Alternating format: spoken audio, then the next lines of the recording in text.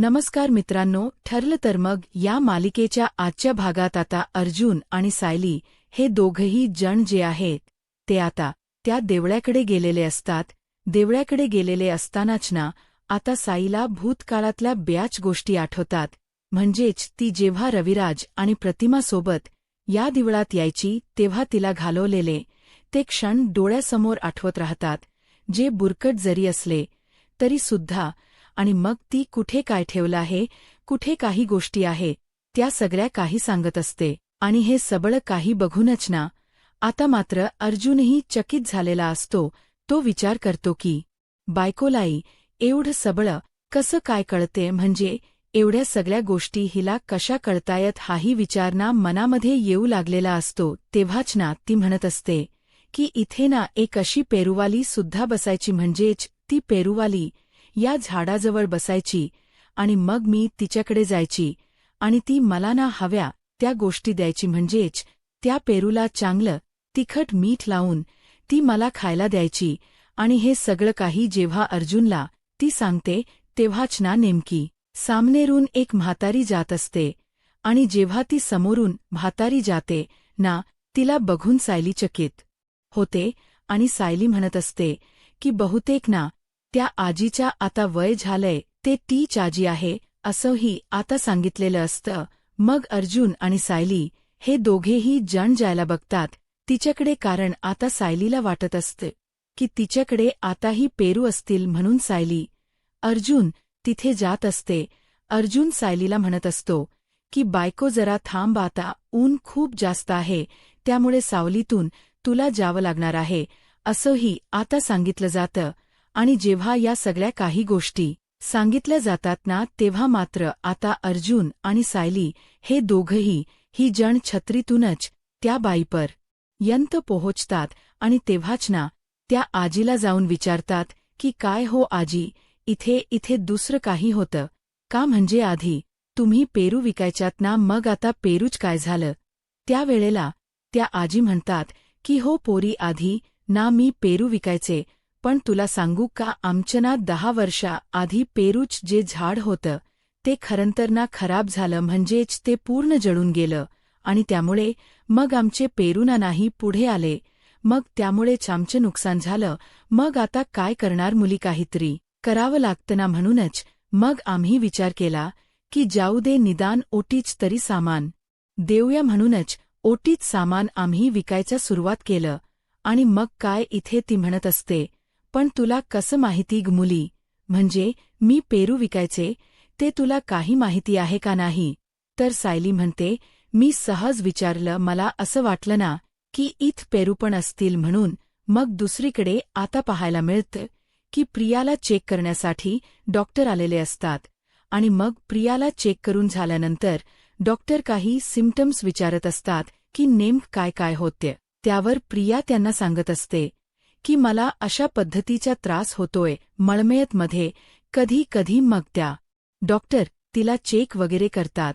आणि त्यानंतर दुसरीकडे डॉक्टरांना गेल्यानंतर पोलिसांना आता प्रिया सांगत असते की मला जरा माझ्या घरच्यांना फोन करायचा आहे, म्हणजे एवढे दिवस झाले मला त्यांच्याशी बोलणं नाही झालंय, सो प्लीज माझी जी काही गुड न्यूज आहे ती घरच्यांना सांगायची. ऑलरेडी मी लेटर पाठवले पण अजून काही त्यांचा रिप्लाय तसा आला नाहीये, म्हणून मग मला असं वाटलं की एकदा ना त्यांच्याशी फोनवर बोलून घ्यावं.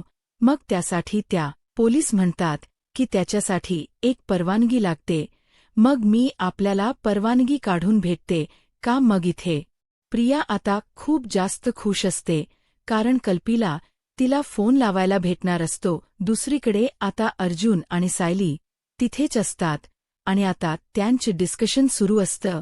मग तेव्हाच ती बाईची असते जी आजी बसलेली असते, ती मात्र आता सायलीकडे बघते आणि सायलीला म्हणत असते काय पोरी, तू इथे यायचीस का लहानपणी, म्हणजे मला असं आठवतं ना इथे एक ना लहान मुलगी सुद्धा यायची आणि ती असंच ना माझ्याकडे पेरू मागायची तिखट मीठ लावून, अगदी ना या मुलींना मागितलं ना अगदी तसंच. मग आता सायलीला तो भूतकाळातला क्षण आठवतो जेव्हा ती प्रतिमा आत्या आणीत यासोबत रविराजांसोबत यायची ना तेव्हा ती असंच करायची हे सगळं काही आठवू लागत. तर दुसरीकडे मात्र आता पाहायला मिळतं सायली जे आहे ती ओटीत सामान घेत असताना ती आता हट्ट अर्जुन समोर ठरत असते. अर्जुन म्हणत असतो की मी पकडतो तेवटीच सामान, पण सायली म्हणते की नाही मी पकणार. त्याचबरोबर ना सायलीला भंडारा उधरायला खूप जास्त आवडतो म्हणून सायली ना आता त्या आजीकडून एक्स्ट्राचा भंडारा सुद्धा घेते. मग आता आजी ह्यात सुद्धा वर्णन करून सांगतात की इथे ना एक मुलगी यायची, ती असाच भंडारा मागायची म्हणजेच ना तेव्हा ती सुद्धा सांगायची की मला असा एक्स्ट्रा भंडारा द्या. म्हणून मला वाटलं की तीच मुलगी आता मोठी झाली आणि परत आलीय. मग दुसरीकडे अर्जुन विचार करतो की हे जरा कुठच्या कुठे चाललेलं आहे. म्हणून अर्जुन आता या सगळ्या काही गोष्टी सावरत म्हणत असतो की चल बायको आता आपल्याला जायचं ना देव्यात सुद्धा चल, असं बोलून तो आता तिला वर देव्याच्या दिशेने घेऊन चाललेला असतो. तर दुसरीकडे आता पाहायला मिळतं की सायली जरा विचार करत असते.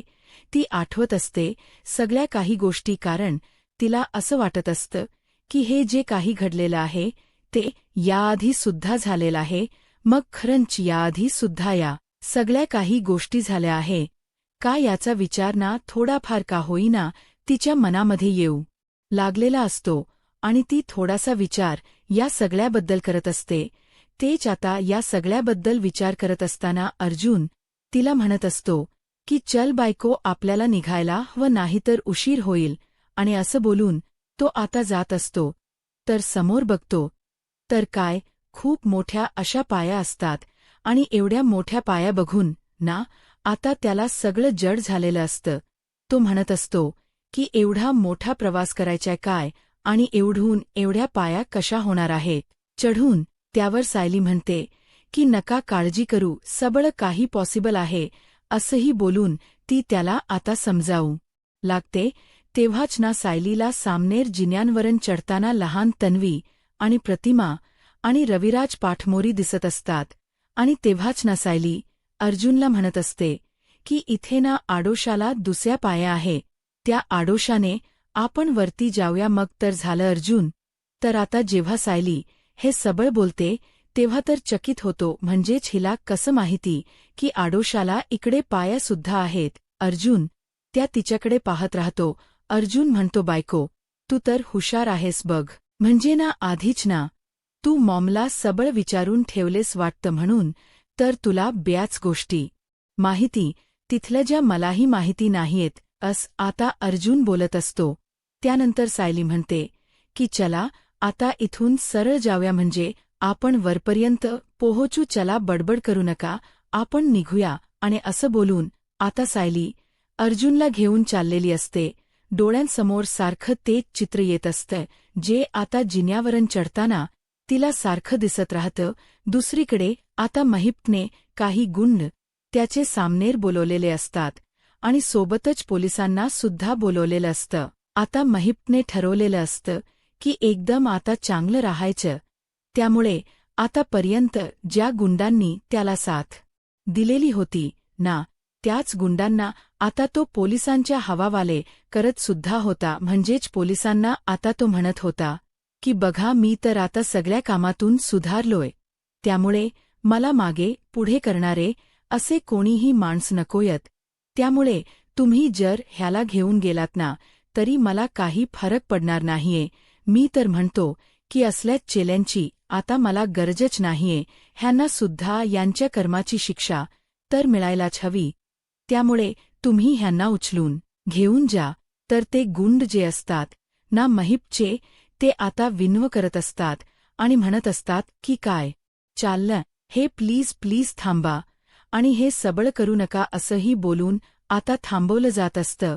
पण तरी सुद्धा ना महिप्त ऐकत नसतो. महिप्त म्हणतो की तुम्ही मला साथ दिली मान्य आहे, मी तुम्हाला तेव्हा गोष्टी सांगितल्या, पण तेव्हा सुद्धा तुम्ही या सगळ्या काही गोष्टी केल्या ज्या की चुकीच्या होत्या, ज्या की तुम्ही करायला नको होतं. म्हणूनच मी सांगतोय की नाही यांना पोलिसांच्या हवाले करून टाका का, असंही आता बोललं जातं. जेव्हा आता या सगळ्या गोष्टी होत असतात तेव्हा सचिन मनातल्या मनात विचार करत असतो की या माणसाला तर जेलमधला सोडवलं, पण हा माणूस तर भलताच सुधारलेला आहे. म्हणजे हा एवढा सुधारेल असा कधी विचारही मी केला नव्हता. मग आता सचिन थोडा टेन्शनमध्ये आलेला असतो. मग त्याला असं वाटतं की या माणसाला जोपर्यंत आपण त्या कोर्टातून बाहेर काढत नाही तोपर्यंत मला असं वाटलं होतं की हा नाटक करतोय, पण हा हे नाटक तर पुढे कंटिन्यू करतोय. खरंच हा माणूस सुधारलाय की काय असा विचार ना आता सचिनच्या मनामध्ये कुठेतरी येऊ लागलेला असतो. सचिन आता या सगळ्या गोष्टींचा विचार करू लागतो. इकडे आता सचिन विचार करत असतानाच ना त्याला या गोष्टी पटत नसतात की महिप्त आता आपल्या गुंडांनाच पोलिसांच्या हवाले करतोय, म्हणजे त्याला तुरुंगात टाकतोय. मग आता ते पोलीस देखील त्या गुंडांना घेऊन जातात. तेव्हा मात्र आता महिप्त अक्षरशः देवाला हात जोडत असतो, कारण त्याने आता लय मोठ्या पुण्याचं काम केलेलं असतं. दुसरीकडे सायली अर्जुन आता जिने चढत असतात तेच आता एका कोप्यामध्ये ना एक गणपतीच छोटूसं अशी मूर्ती असते आणि त्या झाडाच ती छोटीशी मूर्ती दळलेली असते. पण सायली मध्येच थांबते, कारण सायलीला आता तिथे एक मूर्ती आहे हे माहिती असतं, कारण तिला अदृश्य ते सबळ दिसत असतं. जेव्हा ती रतिमा रविराज सोबत यायची तेव्हा त्या छोटूशा गणपतीच्या मंदिराजवळ उभं राहून ती प्रार्थनासुद्धा करायची. पण आताच ते लागते. कल्पना, तुझा फोन वाजतोय. कल्पना म्हणते की उजलाना कोणाचा फोन आहे, काही कळते का? तर पूर्णाजी म्हणतात अननोन नंबर आहे. मग दुसरीकडे आता सायली अर्जुन त्या देवळ्याच्या पायाशी असतात. हळूहळू देवळ्यातवर चाढत असतात. तेव्हा त्यांच्या गप्पा सुरू असतात. अर्जुनला प्रश्न पडलेला असतो की सायलीने इथे येताना बऱ्याच गोष्टी ज्या आहे त्याची पडताळणी केलेली आहे, म्हणजे बऱ्याच गोष्टी एक्सप्लोर केलेल्या आहेत, पण इंटरनेटवर एवढं काही नसतं व्हिडिओज मध्ये. मग आता तो थोडा विचार करत असतो की हिला एवढं काही माहिती.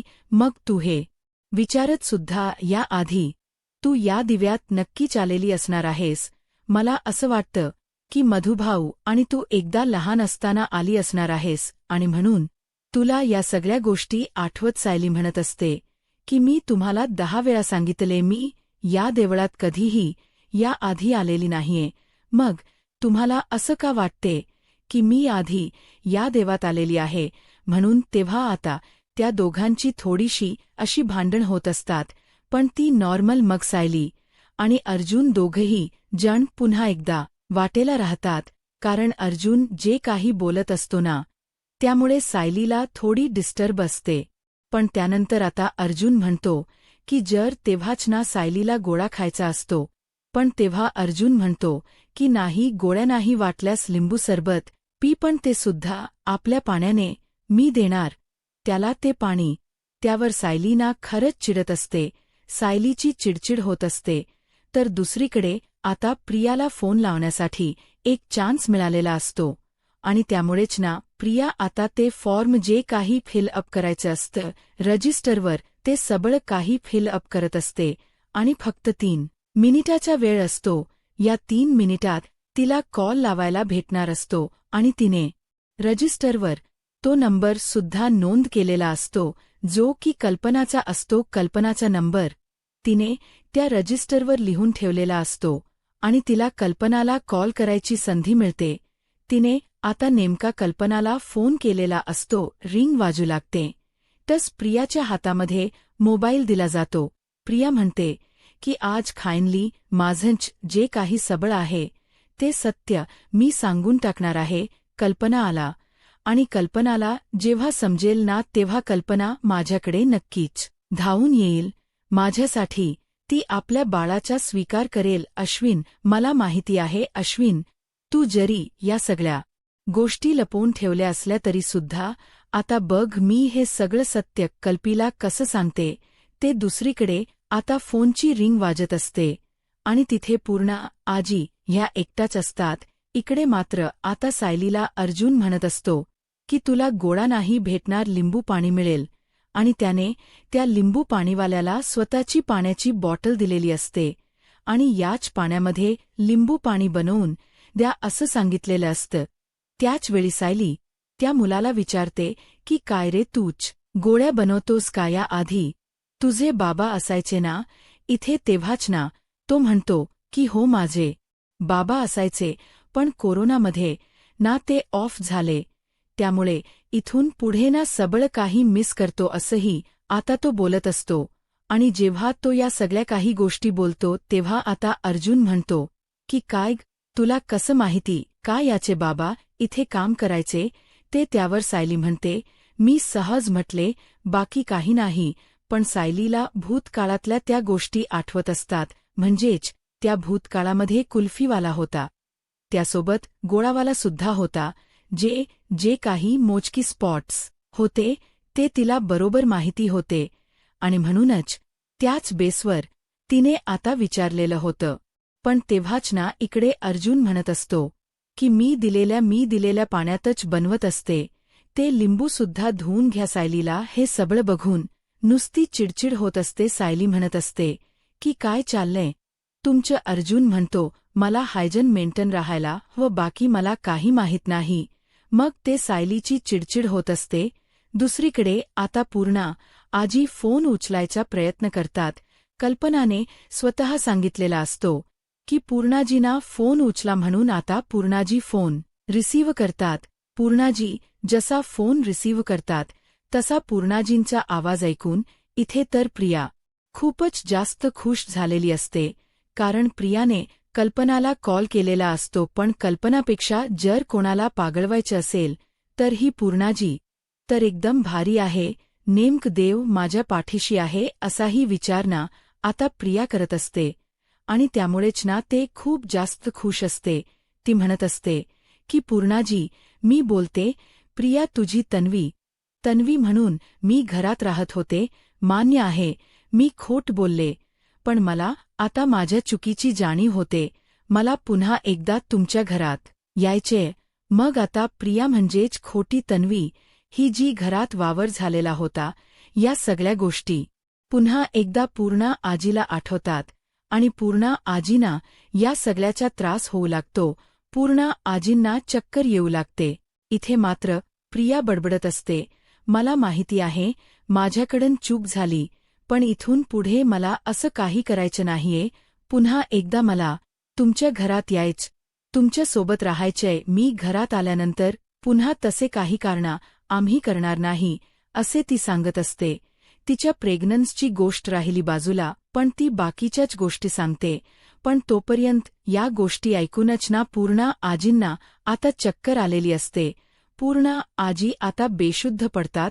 जशी आता पूर्णाजी बेशुद्ध पडतात ना तस आता प्रिया तो मोबाईल खाली पडलेला असतो आणि प्रिया इथे सांगत असते पूर्णा आजीना की हे बघ ना पूर्णा आजी तुला सांगू का मी ना अश्विनच्या बाळाची आई होणार आहे माझ्याकडे सुभेदारांचा वारस आहे पूर्णा आजी तू ऐकतेस ना तोपर्यंत इकडे आता इथे प्रियाचा जो वेळ असतो 3 मिनिटाचा तो संपलेला असतो त्यामुळे प्रिया सांगते की प्लीज मला बोलू द्या पण आता ती हवलदार म्हणते की तुझी वेळ संपलेली आहे आणि ती फोन कट करते तेव्हा आता प्रिया विचार करते या म्हातारीने ऐकलं असेल का मी जे सांगितले ते पण इथे पूर्णाजीने ह्या काहीच गोष्टी ऐकलेल्या नसतात तिला फक्त एवढं कळलेलं असतं की प्रिया हित नवी आहे तिने फोन केलेला होता आणि त्यामुळेच पूर्णाजी चक्कर येऊन पडलेल्या होत्या दुसरीकडे अर्जुन आणि सायली देवळ्यात पोहोचलेले असतात देवाच्या गाभ्यात पोहोचल्यानंतर तिथे मल्हार देव असतो आणि मल्हार देवाला पाया वगैरे पडत असतात ते दोघेही जण आणि तिथे जागर होत असतो यळकोट जय मल्हार आणि तेव्हाच ना तिथे आता सगळेजण उभे असतात आशीर्वाद घेत असतात कारण पूजा सुरू असते आणि तेव्हाच सगळीजण एकोट यळकोट जय मल्हार म्हणून प्रार्थना करत असतात सायली सुद्धा मनातील जी इच्छा असते ती बोलून दाखवत असते आणि जेव्हा त्या गोष्टी बोलत असताना ती एकच म्हणत असते देवाला की माझ्यासोबत ज्या सध्या काही गोष्टी होत ते तर नेमके काय होतात आणि त्याचा पाठपुरावा मला कधी लागणार आहे देवा मी या सगळ्याच्या शोधात आहे असंही ती आता म्हणत असते आणि जेव्हा ती या सगळ्या काही गोष्टी बोलत असते ना तेव्हा तिने अक्षरशः डोळे बंद केलेले असतात. आणि तेच ना, आता अर्जुन जो आहे त्याला नेमका फोन आलेला असतो. अर्जुनला फोन आल्यामुळे अर्जुन फोनवर बोलायला बाहेर जातो. सायलीच्या डोक्यामध्ये प्रश्न पडलेले असतात आणि म्हणून सायली थोडा का होईन या सगळ्याचा विचार करत असते. मग तेव्हाच ना तिच्या सामनेर असे बाबा येऊन उभे राहतात, जे की असतात या देवळाचेच, म्हणजेच अक्षरशः असं म्हणायला हरकत नाही की आपले यळकोटकोट जय मल्हार जे देव आहे त्यांचेच एक आधार आराध्य दैवत म्हणतात ना, त्या टाईपमध्ये तसे काहीसे होते. आणि जेव्हा ते तिथे येतात आणि त्यांना बघितल्यानंतर ना अगदीच ना साईल एकदम चकित होते आणि साईला येऊन ते आशीर्वाद वगैरे देतात. तेवढ्यात सायलीचा फोन आलेला असतो आणि सायलीला प्रतिमात्यांचा फोन आल्यामुळे प्रतिमात्या सायलीला म्हणत असतात की जरा तू येऊ शकतेस का ग माहेरी, जरा माहेरपणाला ये असं प्रतिमात्या म्हणतात. पण तेव्हा सायली म्हणते की प्रतिमात्या थोडना मी इथे देवळ्यात आले होते, त्यामुळे आम्हाला आज तर काही जमणार नाही यायला. कोणत्या देवळ्यात? मग आपल्या कुलदेवतेला आलो होतो. कुलदेवतेला गेला आहात का? अरे जा, खूप छान आहे ते मंदिर. अगं तुला तर सांगू का तन्वी, आणि आम्ही जायचो ना लहान असताना तन्वी, तेव्हा ना खूप मजा यायची तन्वीची. तर तिकडची लोक ना सगळीच ओळखीची झाली होती, कारण तिचं तिथे जाणं आणि तिकडच सगळ्या काही गोष्टी अगदी जवळच्या होत्या. मग या सगळ्या गोष्टी जेव्हा प्रतिमा आत्या बोलतात ना, तेव्हा मात्र आता सायलीला कुठेतरी जाणीव होते की बरोबर प्रतिमा आता जसं बोलतायत तसंच सेम टू सेम आपल्यासोबतही घडतंय. मग या सगळ्या गोष्टी आणि ह्याचा काहीतरी ताळमेळ लागतोय का, हाही विचार ना इथे सायली करत असते. त्यानंतर फोन ती ठेवते आणि पुन्हा आता अर्जुन आणि सायली देवदर्शन झाल्यानंतर पाया वगैरे पडतात, प्रसाद वगैरे घेतात आणि तिकडन परतीच्या प्रवासाला निघत असतात. आणि त्याच वेळेला गाडीमधून जात असताना सायलीच्या डोक्यामध्ये सतत तेच विचार येत असतात की नेमकं काय आहे, म्हणजे मी जेव्हा देवळ्यात गेले होते आणि तेव्हा त्या सगळ्या गोष्टी दिसल्या ह्यावरून. मग दुसरीकडे प्रियाचा हा प्लॅन फ्लॉप झालेला असतो आणि त्यामुळे प्रियाला काहीच कळत नसतं की आपल्यासोबत काय झालं. पूर्णाजीने ऐकलं असेल का? मग त्यातच तिथे हवालदार असते. ती म्हणते की तुझ्या बायाचा कोण स्वीकार नाही करणार आहे, त्यामुळे तुझं हे कारट बाळ ना कोणालाच नकोय. प्रियाची चिडचिड होते. दुसरीकडे पूर्णची मेमरी परत आलेली असते. म्हणजेच काय, पूर्णाची इतके दिवस जी सायलीला तन्वी म्हणत होती त्या तिने तन्वी बोलायचं बंद केलेलं असं. ती डायरेक्ट आता तिला सायली बोलत असते आणि त्यामुळे सगळीजण चकित होतात. आता पुढे काय होईल हे पाहायला आत्ताच माझा महाराष्ट्र या यूट्यूब चॅनलला सबस्क्राईब करा. धन्यवाद.